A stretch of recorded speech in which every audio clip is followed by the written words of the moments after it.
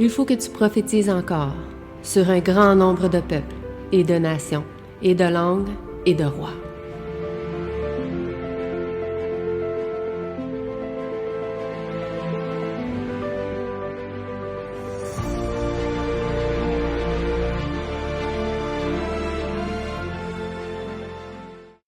Donc, bonjour à tous et à chacun. Donc, vous êtes de ceux qui ont bravé la pluie pour être ici, à l'église pour adorer notre Père et le Fils Jésus-Christ, son Fils unique. Donc, nous sommes ici présents aujourd'hui pour non seulement l'adorer, mais aussi pour pouvoir partager la parole, étudier ensemble la parole, fraterniser ensemble, témoigner et lui rendre gloire. Et ce matin, le titre de la leçon de l'école sabbat était « Les auditeurs du bord du chemin et du sol pierreux ». Donc, on va entrer un peu plus en profondeur dans notre étude sur l'école du sabbat. Et donc, pour ce faire, eh bien, nous allons particulièrement partager 2 des 4 types de sols ou des types d'auditeurs. Parce que nous savons les sols représentent le type d'auditeur à laquelle nous allons faire face dans la vie de tous les jours quand nous allons évangéliser, partager la parole. Et aujourd'hui, nous allons voir que symbolisent ces auditeurs du bord du chemin et du sol pierreux au travers de la parabole du sommeur. Et donc, avant de commencer, bien sûr, nous allons faire une courte prière ensemble et pouvoir donc réviser la leçon de l'école du sabbat. Prions. Notre Père qui est aux cieux, nous aimerions te remercier pour l'opportunité que tu nous permets de pouvoir partager ensemble ce sujet, étudier, réviser, Seigneur. Que tu puisses bénir ceux et celles qui sont ici présents, ceux peut-être qui sont en route, Seigneur, et qui viendront. Et que tu puisses permettre, Seigneur, que ton Église puisse demeurer fidèle à ta parole et à la vérité, Seigneur. Et surtout, que cette leçon de l'école de sabbat puisse nous permettre peut-être de comprendre des aspects de ta parole que nous avions peut-être mal compris, Seigneur, ou mal perçus. Eh bien, que tu puisses nous bénir, mettre ta main bienveillante sur chacun de nous. C'est ma prière, donc, pour ces choses, au nom de ton Fils Jésus-Christ. Amen. Amen. Est-ce que vous vous rappelez ce qu'on avait étudié fondamentalement en lien avec la parabole du sommeur la semaine dernière? Qu'est-ce qu'on avait vu la semaine dernière en lien avec la parabole du sommeur? Si vous vous en rappelez un peu. La semence, c'est la parole de Dieu. Amen. La semence, c'est la parole de Dieu. On a parlé du sommeur. Qui était le sommeur aussi? Le Fils de l'homme, exactement. Donc, on avait vu aussi qu'est-ce que symbolisait le sol. On avait vu vraiment le gros plan de la parabole du sommeur. Et c'était important parce que sans ça, en fait, comment pourrions-nous comprendre ce que nous allons étudier aujourd'hui, en fait? Et nous allons donc relire ensemble le contexte de ce passage, qui se trouve dans Matthieu 13, 3, 6, et qui nous dit « Et il leur dit plusieurs choses par des similitudes, et il leur parla ainsi. Un semeur sortit pour semer, et comme il semait, une partie de la semence tomba le long du chemin. Et les oiseaux vinrent et la mangèrent toute. Une autre partie tomba sur les endroits pierreux, où elle n'avait que peu de terre, et elle leva aussitôt, parce qu'elle n'entrait pas profondément dans la terre. Mais le soleil étant levé, elle fut brûlée, et parce qu'elle n'avait point de racines, elle sécha. » Donc ici, on parle de 3 types de sols. Bien sûr, il y en a un où c'est la terre, la bonne terre, qu'on n'a pas parlé ici, mais c'est ce que nous avions vu particulièrement la semaine dernière. On avait parlé de 3 types de sols, malgré qu'on n'a pas vraiment élaboré sur ça. On a parlé juste de la structure du texte et aussi les grandes lignes de cette parabole. Et aujourd'hui, nous allons donc partager, comme on a pu dire, le verset 4 particulièrement, et aussi le verset 5.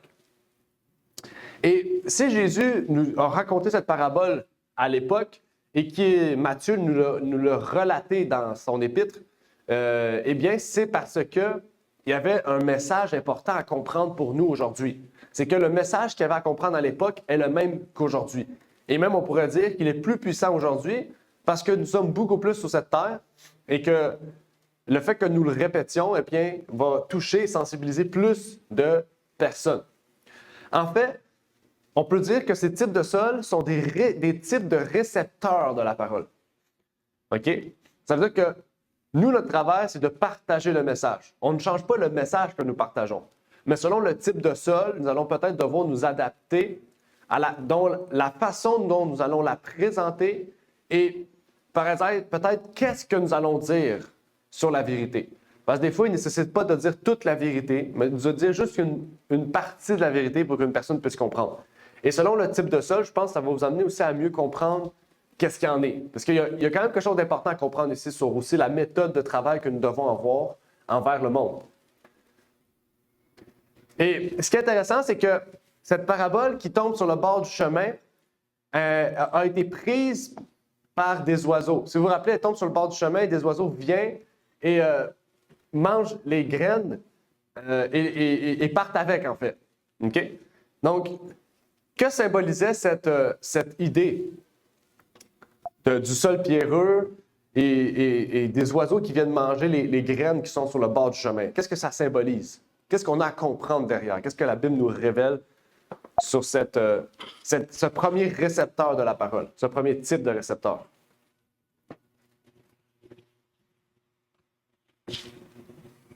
Les gens qui entendent la parole, mais ça ne porte pas des fruits. OK? Des gens qui entendent la parole, mais qui n'emportent pas, qui ça n'amène pas vers des fruits. Le résultat, ce n'est pas des fruits. OK? Qu'est-ce qu'on peut rajouter? C'est ça. Il vient chercher les semences sont tombées. Les oiseaux, c'est comme Satan, il vient les chercher, les enlève. Donc, ça.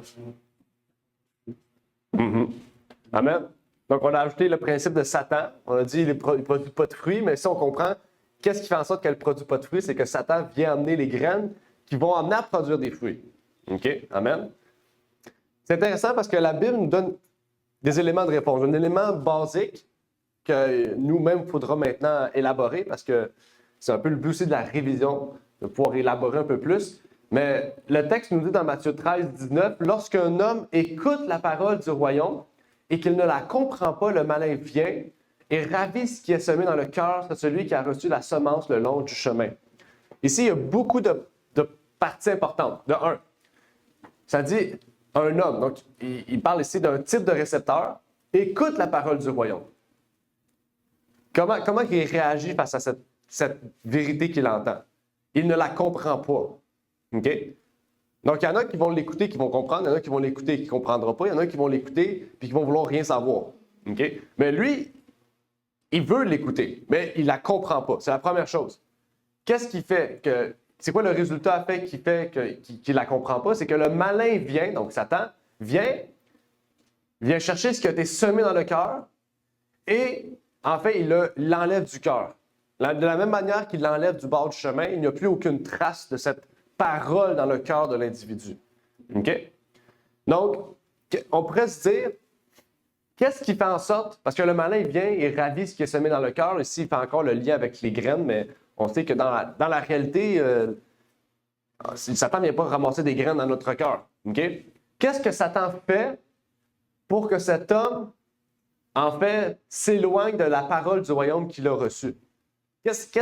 C'est quoi le résultat? Parce que là, on voit un effet, on voit une suite, puis on voit un résultat. Chaque type de sol, il va avoir la même chose. Il va avoir une réception, OK?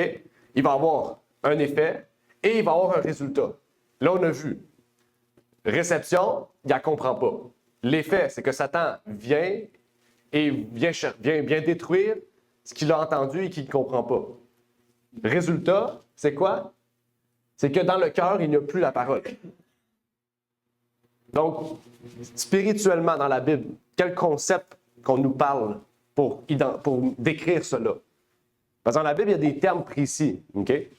Comme par exemple, on pourrait dire quelqu'un qui sème la discorde, on pourrait dire c'est quelqu'un qui sème la discorde, par exemple. OK? On pourrait dire quelqu'un qui sème la discorde, c'est quelqu'un qui vient prendre des bonnes graines et qui met de l'ivraie. On pourrait dire ça. OK? Donc, il y a un terme dans la Bible qui s'applique aussi à ce type d'individu-là. Est-ce que vous avez une idée de ce terme-là? Je sais pas, mais c'est pas la séduction. Séduction, OK. Pensez à un groupe d'individus. OK? On va prendre un exemple, vous allez comprendre tout de suite. Un groupe d'individus. Jésus s'adresse à qui déjà? À qui raconte la parabole? À quel type d'individu? Les gens qui connaissent, ouais. Les pharisiens, Pharisiens? le peuple. Le peuple. Donc, déjà, le peuple et les pharisiens ne vont pas réagir de la même manière quand ils vont recevoir la parole. Le peuple, ben, les pharisiens vont réagir comment? Sur le regard. Sur le regard. OK? Souvent, ils vont dire après, genre, qu'est-ce que tu dis? Ça détruit notre message du judaïsme. Ça détruit la vérité du temple, la tradition du peuple depuis des années. Pourquoi ils réagissent comme ça? Pourquoi ils réagissent ainsi? Ils entendent la parole, puis ils veulent tout de suite persécuter Jésus. Ils veulent tout de suite mettre un frein à ce qu'ils entendent. Ils ne veulent pas aller chercher plus loin. Parce qu'ils pensent qu'ils connaissent, parce qu'ils sont hautains. OK? Ouais. Mais il y a un terme dans la Bible. Jésus le dit dans Hébreux 3 et 4. Il le répète tout le chapitre 3 et le chapitre 4 d'Hébreux, il répète ce terme-là. De la manière dont les Juifs sont. Incrédules. C'est l'incrédulité qui fait qu'ils réagissent ainsi. Parce qu'ils entendent la parole. Ils ne la comprennent pas. Puis puisqu'ils ne la comprennent pas, qu'est-ce que Satan fait? Il vient dire, écoutez-le pas, qu'est-ce qu'il vient faire? C'est juste détruire le temple. Puis là, après ça, ils réagissent ainsi, puis ils veulent tuer Jésus. C'est l'incrédulité dans leur cœur. Okay? Le mot incrédule, c'est infidélité. OK? C'est le même mot. OK? Incrédule, infidèle. OK? Et c'est important, c'est exactement ça. Les Juifs aimaient mieux rester dans leur tradition actuelle plutôt que d'écouter la parole de Jésus et d'essayer de comprendre qu'est-ce que ça veut dire et quel est le message pour nous. Non. Ils n'essaient pas de comprendre. Ils écoutent, ils reçoivent, mais aussitôt qu'ils reçoivent, Satan vient sommer l'incrédulité dans leur cœur, l'infidélité. C'est-à-dire qu'ils se détournent de la vérité qu'ils entendent. Donc, le verset 9, ça s'adresse plus aux pharisiens. Le verset 9 s'adresse plus aux pharisiens que d'autres choses. Parce qu'ils ne veulent pas la comprendre. Ils restent incrédules, puis ils s'arrêtent là. Puis, Exactement. Exactement. Exactement. Pour nous, aujourd'hui, ça s'adresse aux chrétiens aussi. On leur dit une vérité de la parole, par exemple le sabbat ou autre, puis il y en a beaucoup qui vont tout de suite te dire non, ben Jésus est venu, c'est fini ça, puis on est rendu à la résurrection, c'est sous la résurrection le dimanche. Ça peut être plein d'autres aspects de la vérité. Ça peut être beaucoup. Il y a beaucoup de choses. Il y a beaucoup de sujets de la Bible qui sont des vérités qu'aujourd'hui, beaucoup de chrétiens ne croient plus. Okay? Et ce matin, justement, j'écoutais une vidéo où au Canada, il y a beaucoup de docteurs et de pasteurs, plus en plus de docteurs et de pasteurs évangéliques qui ne croient plus que nous sommes venus au monde par le processus de la création, par le processus de l'évolution. Il y a de plus en plus de pasteurs et de docteurs évangéliques à Toronto, à travers le Canada, français ou anglais. Ils prêchent en avant, ils disent l'histoire d'Adam et Ève, c'est pas vrai. Historiquement, c'est pas vrai. C'est spirituel. C'est pas vrai. Ils disent, en plus, ils osent dire devant la chair que la mort n'est pas le résultat du péché. La mort, c'est un résultat naturel de la vie. C'est pas le résultat du péché. C'est pas à cause qu'on a péché qu'on meurt. C'est à cause qu'on a été créé ici pour mourir. Donc, ça détruit tout le plan du salut, en fait. L'Évangile. OK? Donc, Adam et Ève, c'est un mythe. C'est un mythe. Ils ne croient pas à la création. Oui. Puis ils prêchent ça devant la chair, là, dans des églises. OK? On appelle ça des créationnistes évolutionnistes. OK? C'est bien du catholicisme aussi, parce que les catholiques ne croient pas que. Ils disent que c'est un mythe Adam et Ève, mais c'est pas vrai. Oui, oui. Tout à fait. Tout à fait. Oui. Ça, c'est un problème parce qu'ils mettent la science avant la Bible. C'est-à-dire que tout ce que la science dit, si ça va contraire à la Bible, bien, ils vont réinterpréter la Bible plutôt que de poser des questions sur la science. C'est ça, en fait. C'est grave, là. Okay? Mais c'est de plus en plus populaire au Canada et aux États-Unis, bien sûr. Mais au Canada, ce matin, j'écoutais ça. Si vous voulez la vidéo, je voulais la partager. C'est 30 minutes. Mais ils montrent plusieurs preuves et tout, des points, qu'est-ce qu'ils disent. C'est très intéressant. Mais ça détruit vraiment tout. Puis ça, eh bien, ça crée de l'incrédulité face à la Bible aussi. Okay? C'est pour ça que je vous partageais cela. Et dans 2 Corinthiens 4.4, on nous dit, pour les incrédules, comment l'adapter pour nous aujourd'hui? Parce qu'il n'y a plus de pharisiens aujourd'hui. Comment l'adapter? Pour les incrédules dont le Dieu de ce siècle a aveuglé l'esprit afin qu'ils ne soient pas éclairés par la lumière du glorieux évangile de Christ, qui est l'image de Dieu. Comment ils réagissent, les incrédules? En se détournant du Dieu véritable pour aller vers le Dieu de ce siècle, mais enfin, ils ne sont plus éclairés, donc ils sont obscurcis. Donc, qu'est-ce que Dieu sème dans leur cœur? Il laisse l'obscurité, Satan, envahir leur cœur. Et la lumière n'a plus d'effet sur eux. OK? Ils créent des murs, en fait, pour que la lumière ne passe plus sur leur cœur. Et ça a été semé par Satan. Satan a amené ce Dieu de ce siècle. Comment qu'on pourrait décrire ce Dieu de ce siècle-là? La science, Oui, la science. ça avait l'esprit, c'est quoi la science? Ben oui, exactement. La science en fait partie. OK? C'est ça qui est intéressant parce que le Dieu qu'on sert, il y en a un. Mais le Dieu de ce siècle, il y en a un, mais il a le dos large. Parce que le Dieu de ce siècle, c'est Satan. OK? Mais il est large. Il y a la science, il y a le mysticisme, hein? Il y a les fausses doctrines, les fausses religions, il y a les plaisirs de ce monde. Il y a tellement de choses que ce Dieu de ce siècle a le dos large. OK? Et il peut facilement, ce dos large peut facilement venir sur nous et cacher la lumière de l'Évangile. Et c'est pour ça qu'en tant que chrétien, en tant que jeune aussi, parce que les jeunes souvent sont plus influençables parce qu'ils sont continuellement en formation du caractère et en formation de leur capacité intellectuelle, eh bien, nous devons vraiment porter attention en tant que parents, en tant qu'amis, en tant que frères, en tant que chrétiens. C'est important. Il y a l'esprit du paganisme aussi. Paul, il en parle à un moment donné, il dit, il parle vous fêtez les jours, les mois, les années, Oui. et vous êtes revenus, tu parlais pour rien, vous êtes revenus à vos anciens dieux. Mm-hmm. Tu sais? Ben, c'est ça, le paganisme, c'est avec beaucoup l'esprit de la lumière de la parole de Dieu. Amen. Oui, exactement. Exactement. Donc, on voit ici que ce Dieu de ce siècle-là, comme à l'époque, le Dieu du siècle de l'époque et aujourd'hui n'est pas le même, malgré qu'il soit le même.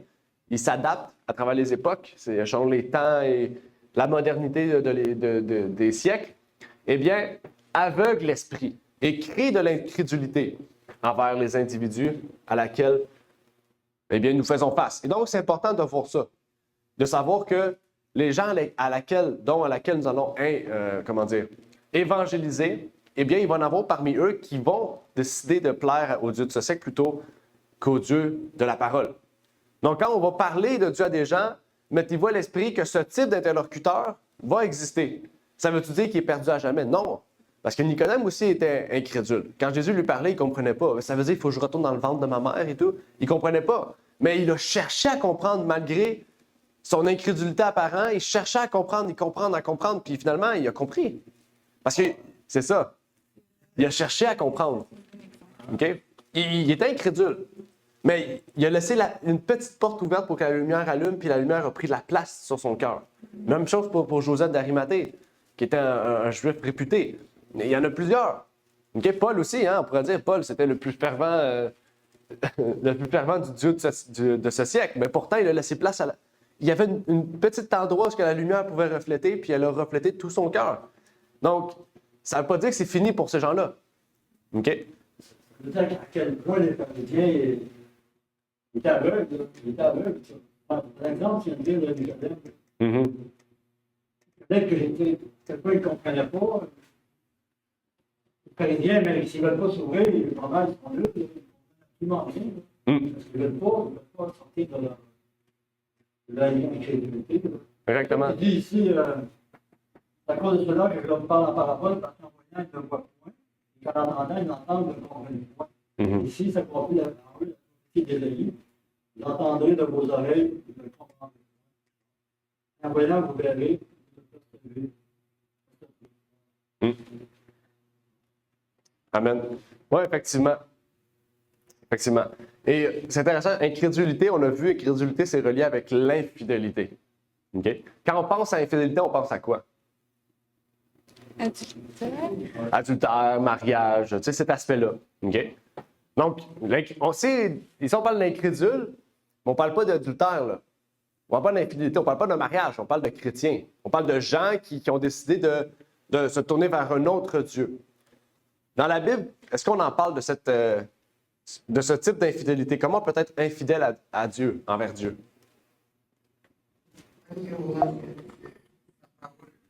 En ignorant sa parole. OK, oui. Quand Dieu il dit « Je suis un Dieu jaloux », c'est parce qu'il peut avoir de l'infidélité. C'est pas la même jalousie qu'un homme ou une femme humaine, des fois, que ça peut être... il regarde des stones, puis il regarde une femme juste pour regarder, puis d'un coup « Ah, regarde pas! » OK? C'est pas cette jalousie-là qui peut être excessive. Dieu, c'est une jalousie qui est pure. C'est parce qu'il nous aime tellement qu'il ne veut pas qu'on aille vers d'autres choses, qu'il sait que ça va être pas bon pour nous. Il veut vraiment qu'on soit envers lui, qui est droit. Dans la Bible, il y a un passage qui parle de cette infidélité-là spirituelle. Osée? Osée en parle. Il parle d'une prostituée et tout, donc il en parle dans une forme. C'est vrai. Mais il y en a un qui est plus direct dans le Nouveau Testament. On l'a étudié l'année dernière. Dans l'école du sabbat. Je ne vais pas vous dire quel trimestre.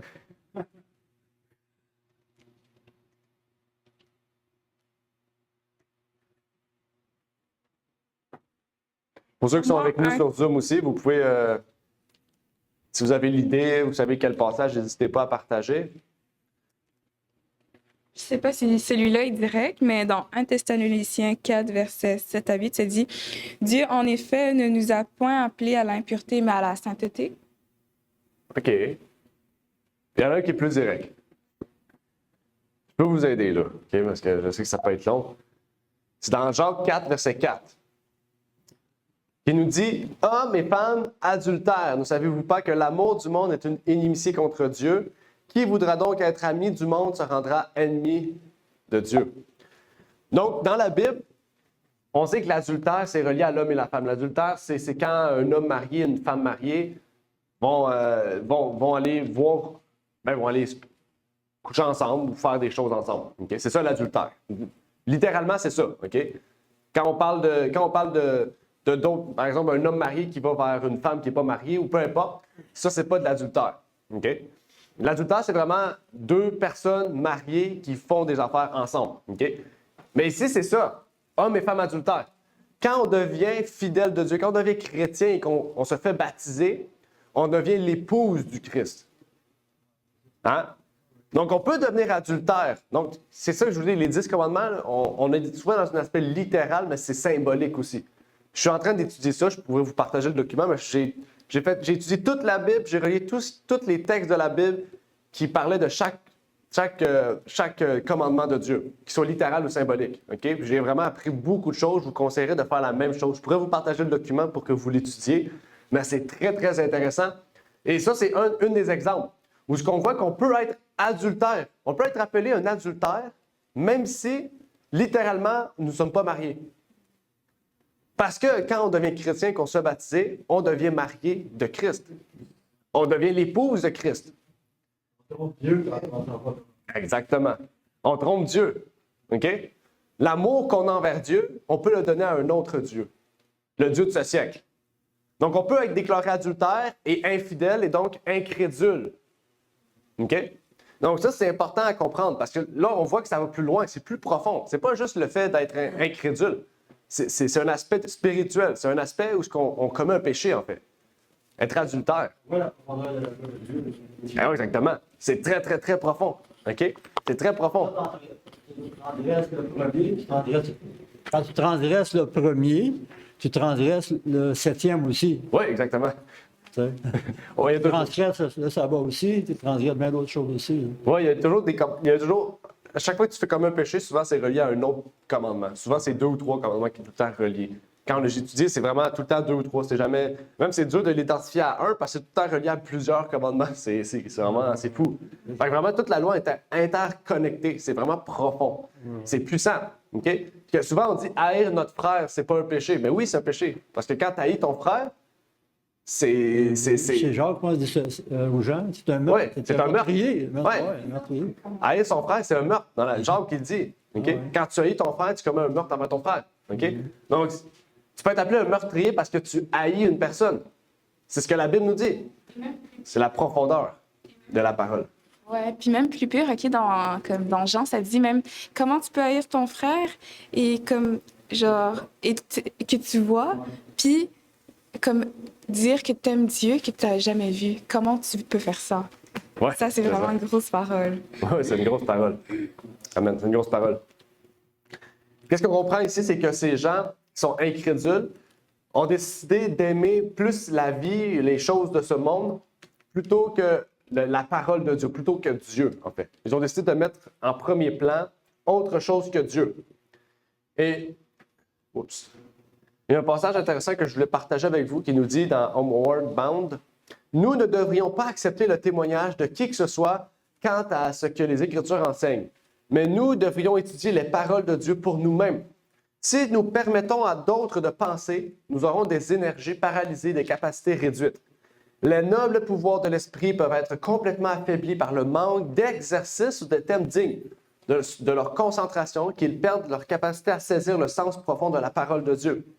L'esprit s'élargit s'il est employé à tracer les relations entre les sujets de la Bible, à comparer les Écritures avec les Écritures et les choses spirituelles avec les choses spirituelles. » Donc, qu'est-ce qu'on voit ici comme puissance?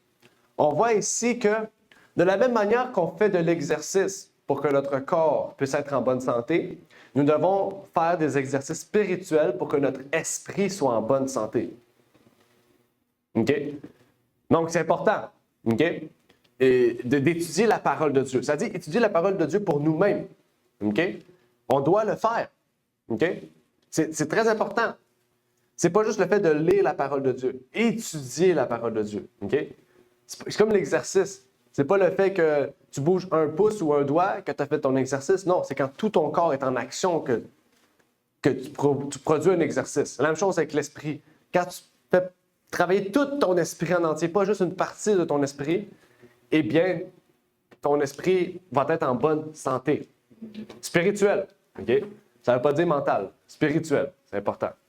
Va être en bonne capacité spirituelle. C'est la même loi? Oui, Homeward Bound. J'ai oublié de le marquer, ben oui. Quand tu le dis, Ouais. la façon c'est écrit. Oui, c'est elle, exactement.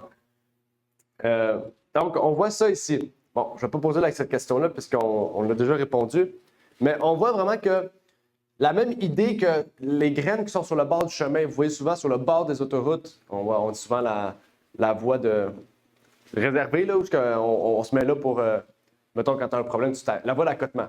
Okay? Dans la voie d'accotement, si on lancerait des graines, là, ça ne rentre pas dans le sol. C'est dur. Hein?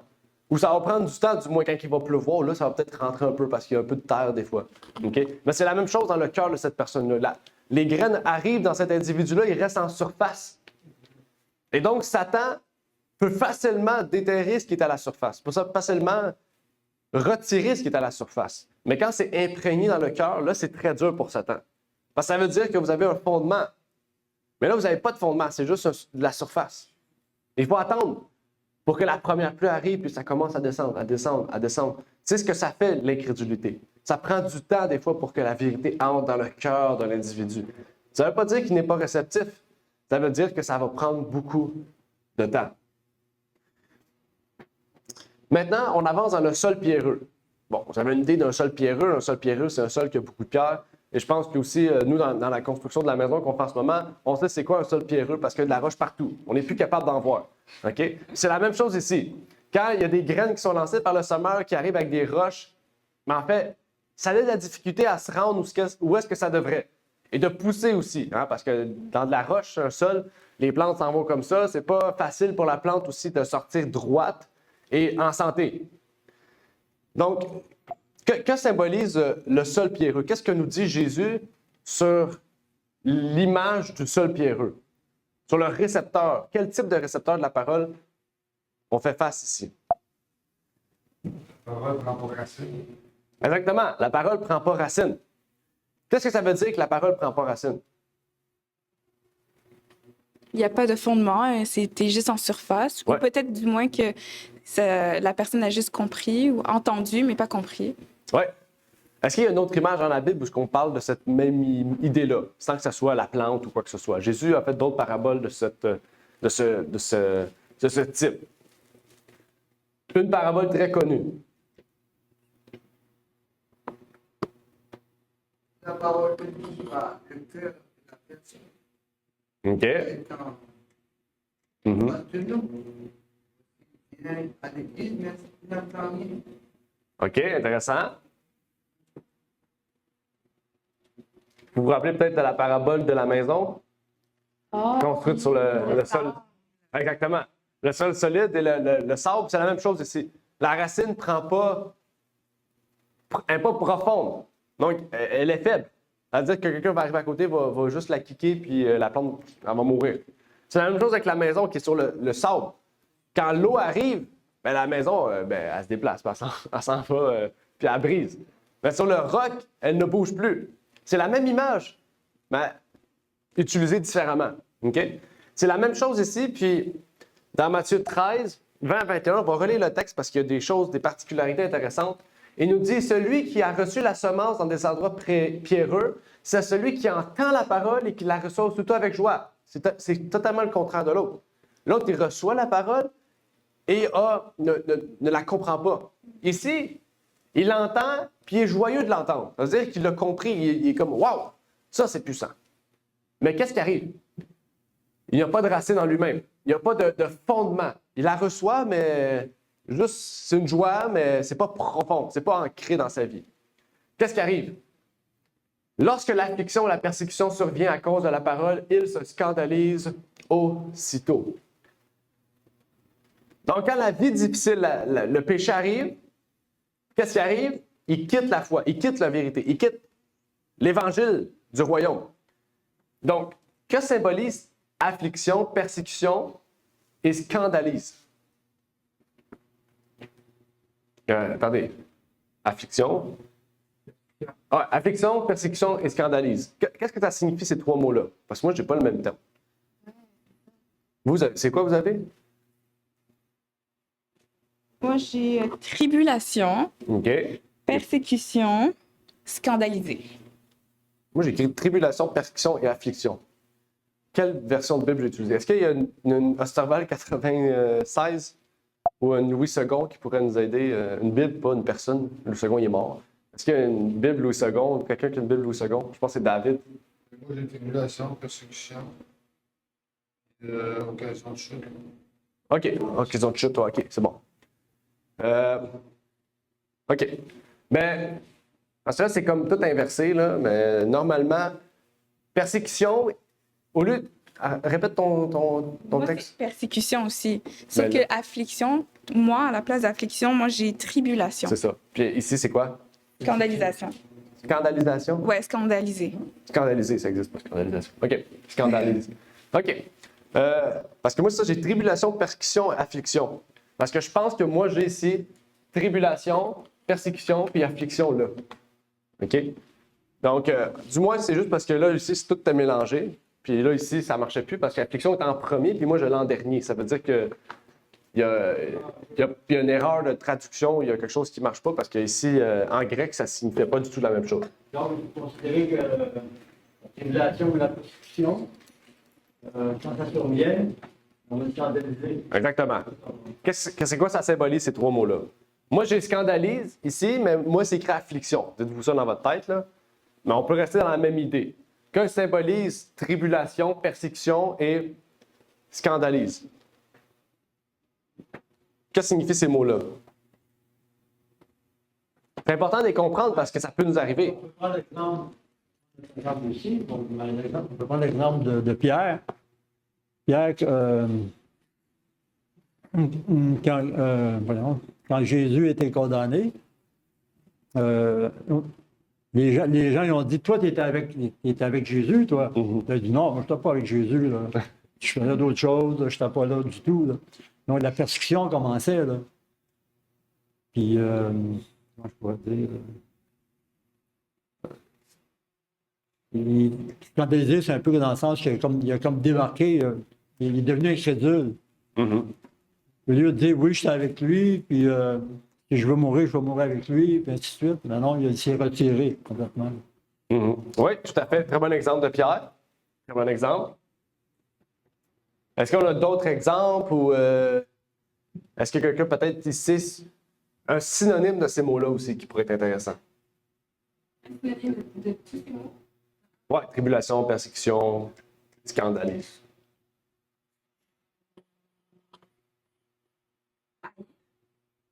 Haïr? Oui, comme la persécution.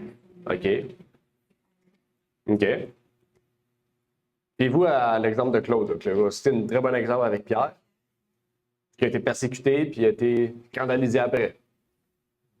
OK? Ben, ça peut être un autre exemple, ça peut être une définition de ce mot-là, un synonyme, parce que définition, ça peut être dur si vous ne le savez pas, mais un synonyme permet de tribulation, de persécution, d'affliction, de scandale. Dans Matthieu 24, Jésus dit on va être haïs par tout le monde, là, toute la terre. Là.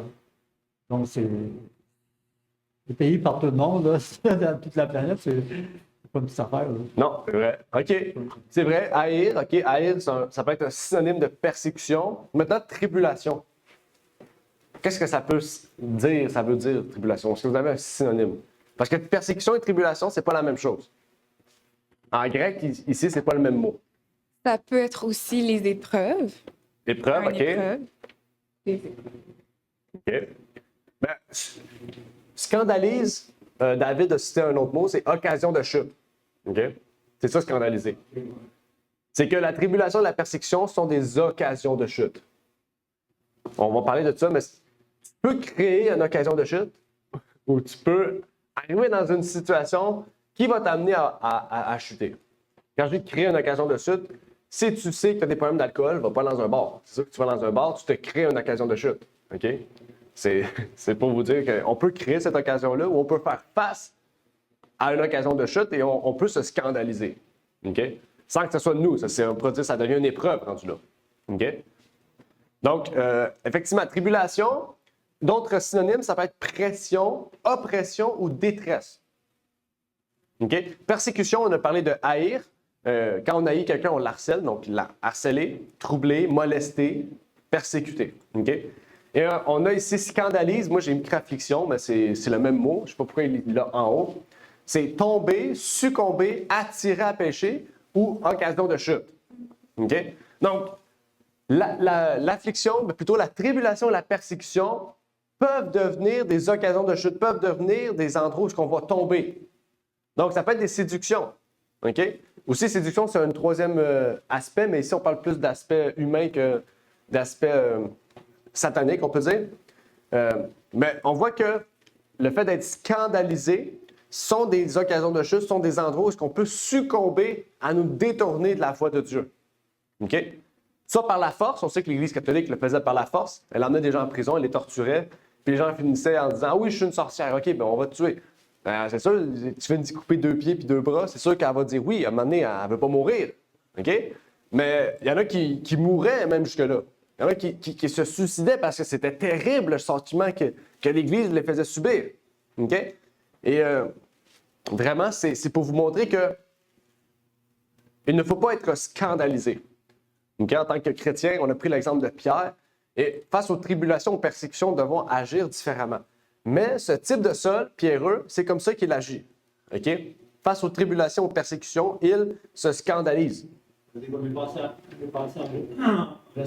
Exactement. Exactement. Des choses quotidiennes aussi. Là. Oui, exactement. Oui, c'est vraiment vaste. Là. C'est un grand champ de types et de genres. Maintenant, j'aimerais aller un peu plus loin. Aussi, en tant que chrétien, ou même en tant que personne en général, on a des attentes aussi. Okay? On va en parler justement, la leçon est reliée avec la prédication de tantôt. On a des attentes. Je ne sais pas si vous savez c'est quoi, qu'est-ce que ça signifie attente? Je ne sais pas si vous savez c'est quoi une attente. Des attentes, comme dans le sens que, par exemple, un préjugement, tu t'attends à voir quelque chose ou attends à voir... Un désir. Okay. Intéressant. Intéressant. Préjugé, un désir. Okay. Donc, une attente, oui, on pourrait voir, mais une attente, en fait, dans la définition littérale, c'est une conviction d'un futur qu'on a dans notre tête. Ça peut être un désir qu'on a dans notre tête et on pense que ça va arriver de même, OK? Ça peut être toutes sortes de choses, OK? Toutes sortes de choses, OK? Mais c'est ça, c'est une conviction. Une conviction, c'est comme la foi. Nous, on a la conviction que Jésus est mort pour nous. On ne l'a pas vu. Une conviction, c'est la même chose. Quand tu as des attentes, c'est la même chose. Tu penses qu'il va arriver ça, mais c'est pas ça. Puis tu penses tellement que tu vas peut-être même céduler ta vie en fonction de ce que ça va arriver ici. C'est-à-dire que tu n'es pas sûr, tu ne sais pas. Là. C'est toi, personnellement, tu t'es créé cette idée, cette conviction. C'est quasiment cette assurance que ça va arriver. OK? C'est ça, en fait. Et ces attentes-là peuvent aussi nous amener à être scandalisés. Ça veut dire quoi? Dans un aspect spirituel, c'est que toi, tu as des attentes en vertu de Dieu. Mais qu'en réalité, ça n'est pas. Toi, tu penses qu'il y en a beaucoup des gens comme ça. Ils pensent que parce qu'ils sont en Christ maintenant, ben, tout ce qu'ils font, c'est bien. Mais quand ils découvrent que les gens de leur famille leur disent ben, qu'est-ce que tu as fait, c'est mal. Mais non, c'est bien. Dieu me donne la joie, tout ce que je fais, c'est bien. Finalement, tu découvres que, ben, en fait, même si tu es chrétien, tu peux faire des choses qui sont mauvaises, qui sont méchantes. On voit la preuve avec Pierre qui a renié Jésus. Ben, on voit en fait que ça peut détruire, ça peut être une occasion de chute pour cette personne-là. OK? Donc, ici, c'était juste un petit lien aussi, comme on a parlé des choses de la vie, mais les désirs du futur que nous avons, les attentes du futur que nous avons, peuvent nous amener des occasions de chute. OK? Même des occasions de dépression, de toutes sortes de choses. On va en parler ça tantôt davantage. Mais c'était juste pour vous mettre ça en lien aussi que c'est pas juste le fait que les gens vous haïssent ou que vous persécutent ou vous subissez des tribulations, mais les séductions, les choses aussi de la vie peuvent vous amener à être des occasions de chute, peuvent vous amener à être scandalisés. Donc, nous devons faire vraiment attention à cela. Et c'est l'appel du jour. Que Dieu puisse semer une graine dans notre cœur qui nous détournera du sol pierreux et du bord du chemin pour une terre riche, produisant des fruits dignes du royaume de Dieu. C'est ce que Dieu désire pour chacun de nous et je l'espère aussi pour vous, que vous puissiez rechercher cela, que vous puissiez non pas être incrédule, non pas être scandalisé, mais à être un sol riche avec un fondement profond pour que vraiment la foi que vous avez, les convictions que vous avez, eh bien, vous amènent à retrouver la liberté que Dieu vous a promis. Parce que Dieu nous a promis la liberté du péché. Okay? Nous sommes libres du péché. C'est-à-dire que nous sommes par la grâce de Dieu, par la sacrifice de Jésus, nous pouvons être délivrés de la condamnation du péché. Donc, nous avons cette espérance-là. Nous avons cette conviction-là. Du moins, nous devrions l'avoir. Et c'est aujourd'hui le message de la révision, je pense qu'il voulait nous partager ensemble. Donc, je ne sais pas s'il y avait des questions, des interventions, des commentaires en lien avec la leçon, avec ce qui a été dit aujourd'hui peut-être.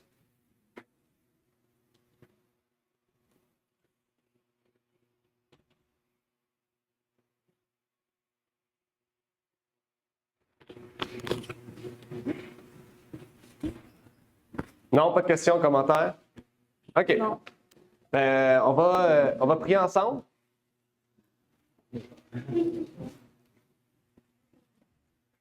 On va prier. Prions. Notre Père qui est aux cieux, j'aimerais te remercier pour l'opportunité que tu nous permets, Seigneur, de pouvoir être ici présent et bien que tu puisses nous bénir, nous exhorter, nous amener la paix, Seigneur, dans notre vie et surtout l'espérance, Seigneur, que tu veux nous promettre, de mettre une graine en nous, dans notre cœur, Seigneur, pour que dans un sol solide, un fondement solide, un sol tellement solide, Seigneur, et tellement enraciné que le vent, l'eau, tout ce qui va arriver, Seigneur, toutes les intempéries, eh bien, nous serons fermes dans la foi et dans la vérité, Seigneur. Et donc, que tu puisses donc nous bénir en cette journée de sabbat, Seigneur, nous permettre encore la semaine prochaine de découvrir une nouvelle leçon que tu voulais nous partager, une nouvelle parabole, Seigneur, que tu voulais nous partager et que tu puisses bénir chacun de nous, Seigneur, ici présent. C'est ma prière donc pour ces choses au nom de ton Fils Jésus-Christ. Amen. Amen. Merci d'avoir écouté cette vidéo. Si vous désirez rejoindre l'œuvre au Québec, veuillez nous contacter par email à asjh1889 de Terrebonne @gmail.com et via Facebook à @asjh1889 de Terrebonne. Merci à vous et que Dieu vous bénisse.